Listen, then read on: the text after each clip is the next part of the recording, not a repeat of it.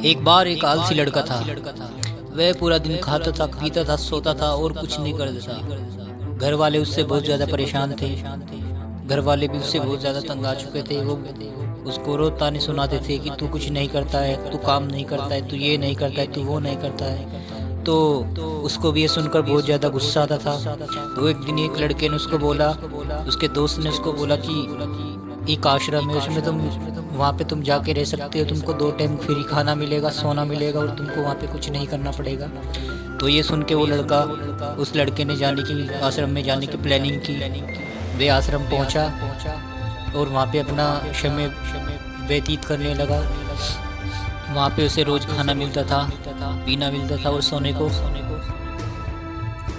जगह मिलती थी। सब कुछ उसको टाइम पे मिलता था।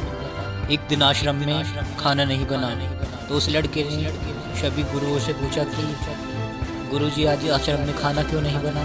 तो गुरु ने बोला, बेटे आज एकादशी है, आज के दिन हम सभी का उपवास होता है और तुम्हारा भी आज उपवास है। तो लड़के ने बोला कि नहीं गुरुजी, मुझे भूख लग रही है, मैं खाना खाऊंगा। तो गुरुजी ने बोला कि चलो थोड़ा अनाज ले जाओ यहाँ से, अनाज ले जा करके गंगा के घाट पे जाके तुम खाना बनाओ और खा लो। तो इतना कहते ही लड़का अनाज लेके गंगा किनारे जाता है। गंगा किनारे जाने पर वे खाना बनाते हैं। तो खाना बनाते समय उसको क्या दिखता है कि हमारे प्रभु श्री राम वहाँ पे तभी प्रकट होते हैं और साथ में माता सीता भी आती है। तो ये देख कर के वो बोलता है कि हे प्रभु, मैंने तो खाना सबसे पहले भोग में तो आपका लगाना है और मैंने तो आपके लिए खाना बनाया है। आप तो दो हो, मैं कैसे आप दोनों को खाना खिला सकता हूँ, इतना खाना मैंने बनाया नहीं।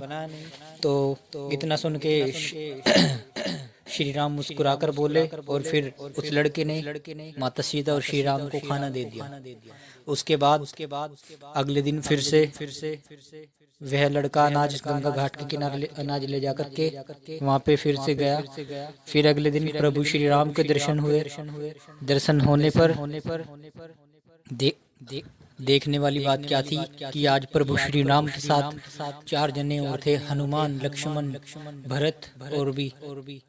तो यह देखकर बच्चा बहुत ज्यादा मायूस हुआ और बोलने लगा, है प्रभु श्री राम, मैं तो आपके लिए खाना बनाता हूँ, आप इतने सारे बंदों को लेके आ गए, मैं उनके लिए खाना कैसे बनाऊंगा, इतना मेरे पास अनाज भी नहीं है। तो इस बार भी इस लड़के ने खाना नहीं खाया। तो फिर क्या होता है, लड़का प्रभु श्री राम से क्वेश्चन करता है कि हे प्रभु, जब आप अगली बार गंगा घाट पर आएंगे तो मुझे बता देना कितने बंदों के साथ आएंगे। मैं इतने के राशन मैं आश्रम से इतने बंदों का राशन लेके आ जाऊंगा आपके लिए खाना बनाने। तो अगले दिन फिर लड़का गुरुओं से जाके कहता है कि हे गुरु, मुझे थोड़ा और ज्यादा अनाज चाहिए। गुरु बोले, क्यों, क्या हुआ। तो लड़के ने बोला कि हे गुरुवर, प्रभु श्री राम के साथ उनकी सेनाएं भी आती है, इसलिए अनाज कम पड़ जाता है। ये सुनकर लड़के की यह बात सुनकर गुरु सोचने लगे कि लड़का पागल हो गया है। और इतना बोलने पर गुरु ने बोला, चलो भूख ज्यादा लगती है इसलिए बोल रहा होगा। तो उस दिन भी उस लड़के के साथ ऐसा ही हुआ। खाना उसने अपने लिए बनाया और प्रभु श्री राम के साथ जो सेनाएं आ रही थी उन्होंने भी खा लिया। इस बार भी लड़का भूखा रह गया। अगले दिन फिर गुरु से जाके लड़का बोला कि गुरुवर, मुझे और अनाज दो, क्योंकि प्रभु श्री राम के साथ पे उनकी सेनाएं साथ में आती है तो मुझे कुछ नहीं, मैं उनको इतने अनाज में मेरी पूर्ति नहीं होगी, तो मुझे और दीजिए। तो गुरुवर उसको अनाज दे देते हैं और गुरु सोचते हैं आज मैं इसको देखता हूँ छिप कर ये क्या करता है, कहीं अनाज भेजता तो नहीं।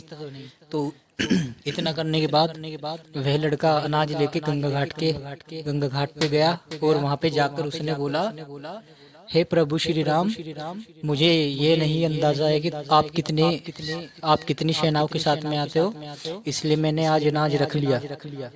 आपको जितना भी अनाज बना आपको जितनी भी सेनाओं का खाना बनाना खाना खिलाना है, आपको ये अनाज मेरे पास रखा है, आप जितने का बनाओ आप खुद खाओ और खुद बनाओ।